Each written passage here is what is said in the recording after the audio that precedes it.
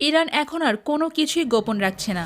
আর ২০২৬ সালে এসে ইরানকে এখন আর হালকাভাবে নেওয়ার কোনো সুযোগ নেই, কারণ ইরান একের পর এক এমন সব প্রযুক্তি সামনে আনছে যেগুলো কেউ তাদের মতো একটা দেশের কাছ থেকে কখনো আশাই করেনি। আর এইবার তারা সামনে এনেছে তাদের ৭০ বছর পুরনো একটি যুদ্ধবিমান। এটাকে পুরনো আর সাধারণ মনে হলেও আমেরিকা খুব ভালো করেই জানে এই বিমান ঠিক কী করতে পারে। এই যুদ্ধবিমানটা এত বছর লুকানো অবস্থাতেই ছিল। শেষবার ৯০-এর দশকে এই বিমান বহু গুরুত্বপূর্ণ মিশনে অংশ নিয়েছিল। তখন একে বলা হতো ইরানের আকাশের রাজা। কিন্তু সময়ের সঙ্গে সঙ্গে বিমানটাকে আর দেখা যায়নি। ইরান বলেছিল এটাকে অবসরে পাঠানো হয়েছে। সবাই ভেবেছিল এর অধ্যায় বুঝি এখানেই শেষ। কিন্তু হঠাৎ করে বহু বছর পর আবার এই পুরনো বিমানকে বিশাল বহর নিয়ে আকাশে উঠতে দেখা গেছে।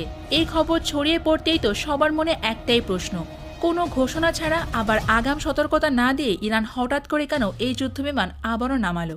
বিশেষজ্ঞরা বলছেন এই বিমানটা এখন আর আগের মতো পুরনো নেই। ইরান তাদের পুরনো যুদ্ধবিমানকে ভেতর থেকে পুরোপুরি বদলে ফেলেছে। বাইরে থেকে দেখতে হয়তো সেই পুরনো জেটের মতোই লাগছে, কিন্তু ভেতরে বসানো হয়েছে আধুনিক রাডার, নতুন ইঞ্জিন আর উন্নত টার্গেট সিস্টেম। সহজ ভাষায় বললে পুরনো শরীরের ভেতরে ঢুকিয়ে দেওয়া হয়েছে নতুন যুগের আধুনিক প্রযুক্তি। ইরান প্রকাশ্যে ঘোষণা দিয়েছে তাদের আকাশ সীমা এখন পুরোপুরি নিরাপদ। কেউ যদি এই সীমা লঙ্ঘন করে তাহলে তাকে কঠিন জবাব দেওয়া হবে। এই বিমানে বসানো হয়েছে রাডার জ্যামার সিস্টেম, যার কাজ শত্রু স্যাটেলাইট বা ড্রোনের সিগন্যালকে অচল করে দেওয়া।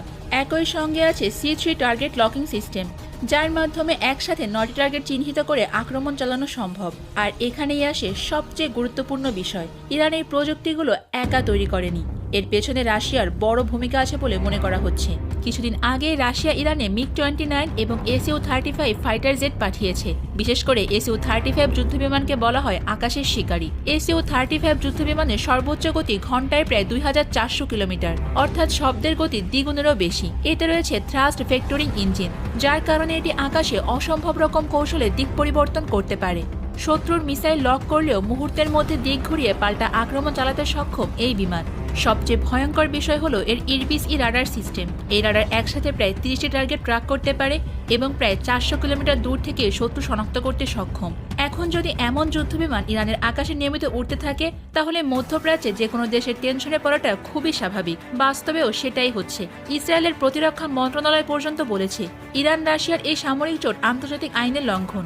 অনেক বিশেষজ্ঞরা মনে করছেন ইরান তাদের পুরনো যুদ্ধবিমানগুলো রাশিয়ার প্রযুক্তি ব্যবহার করে আপগ্রেড করছে, কারণ এই ইরানি বিমানের ইঞ্জিন আর রাশিয়ার MiG-29 বিমানের ইঞ্জিনের মধ্যে আশ্চর্য রকমভাবে মিল পাওয়া যাচ্ছে। তাই এখন প্রশ্ন উঠেছে, ইরান কি বড় কোনো কিছুর প্রস্তুতি নিচ্ছে? যখন ইরান এই পুরনো যুদ্ধবিমান দিয়ে মহড়া শুরু করেছে তখন সেটা কোনো সাধারণ প্রদর্শনী ছিল না। এটা ছিল এক ধরনের স্পষ্ট বার্তা, আমরাও প্রস্তুত। ইসরায়েল খুব ভালো